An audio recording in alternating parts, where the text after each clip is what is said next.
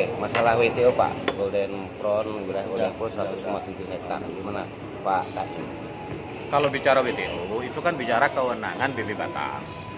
Artinya kalau memang itu termasuk karena sudah menjadi daratan, maka dia wajib membayar WTO seharusnya.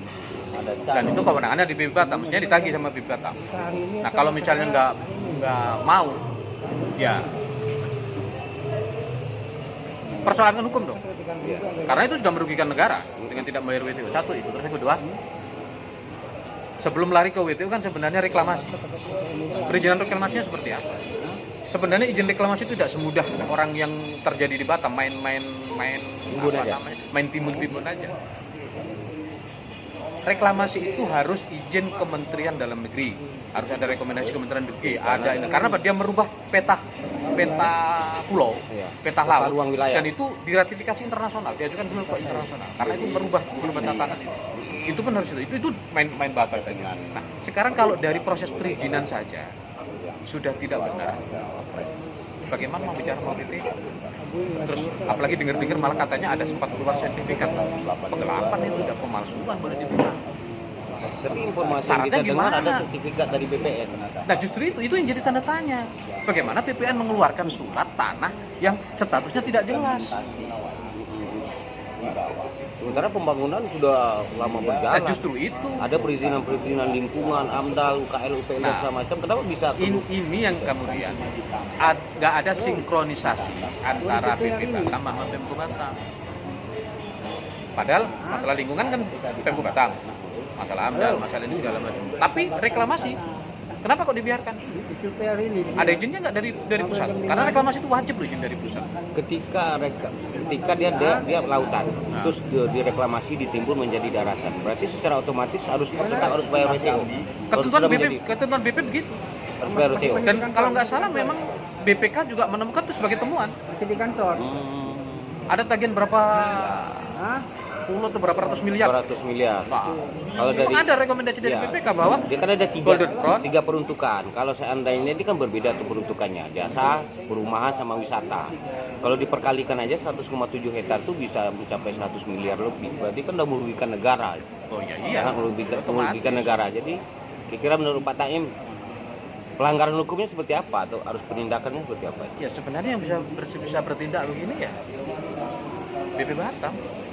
Mestinya BP Batam yang harusnya ngotot ketika ini nggak dilakukan ya ajukan ke ini. Cuman kan ya nggak tahu lah, kita nggak tahu pertimbangan BP juga nggak mau melakukan ini apa gitu. Padahal yang aku pernah dengar juga audit BPK itu ini sebagai temuan. Seharusnya ini masuk WTO, tapi nyatanya kan nggak masuk WTO.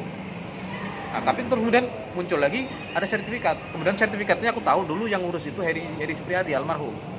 Memang orangnya sok pinter lah. Memang ya lumayan pinter sih tapi sok pinter juga gitu. Nah, dia terobos itu katanya bisa hak milik. Loh, dari mana Batam? Ini dari tahun 71 sampai 80 itu ada beberapa ketentuan termasuk disahkan oleh Mendagri, disahkan oleh BPN, itu semua tanah di Batam ini HPL. Jadi nggak bakalan bisa muncul namanya sertifikat hak milik. Termasuk manfaat nanti ada di Kampung Tua. Karena apa? PL-nya ini Batam, bukan per ini lagi gitu loh. Nah, tidak ada yang namanya sertifikat milik di atas tanah HPL. Itu harus makanya ketika HPL-nya habis, sertifikat miliknya juga gugur demi hukum. Itu dosen guru besarnya Pak Ahar Sulaiman dulu yang ngomong. Ya tapi sampai hari ini pembangunan terus ya, ini pasal berlanjut. pembiaran gitu loh. Pemerintah juga di pembiaran. Nah, jadi pembiaran. Jadi karena kan ratusan miliar. Malah kalau belum bilang ngawur. Misalnya Pemko dengan memberikan izin IMB-nya misal. Kan mereka mau nggak mungkin nggak pakai IMB kan? Iya benar. Nggak ada AMDAL. Berarti ngawur mereka gitu kan. Lihat dulu apa namanya semua ketentuan yang ada gitu. Ya IMB-nya. Kan, ini tanah reklamasi. Coba lihat dulu urutan reklamasinya sesuai dan enggak.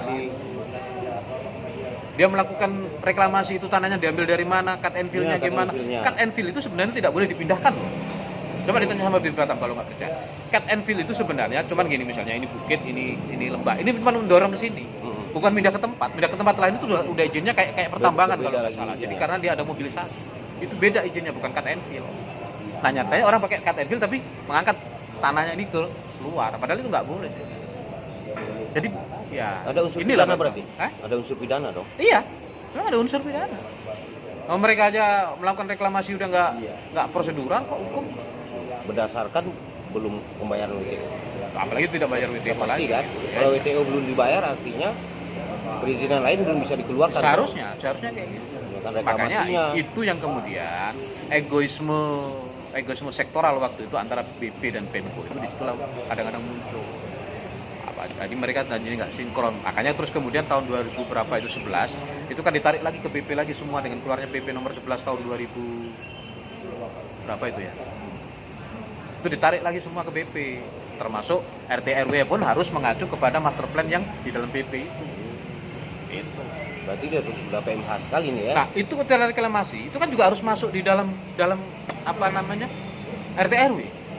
Nah, persoalannya waktu itu masuk nggak di RT RW? Pelanggaran nggak? Jadi rekomendasi itu harus ke BP dulu, izin ininya, izin reklamasinya segala macam, kan harus prosedurnya panjang.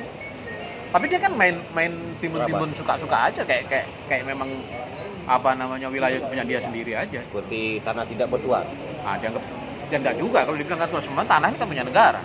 Kalau dia nggak bertuan ya gimana?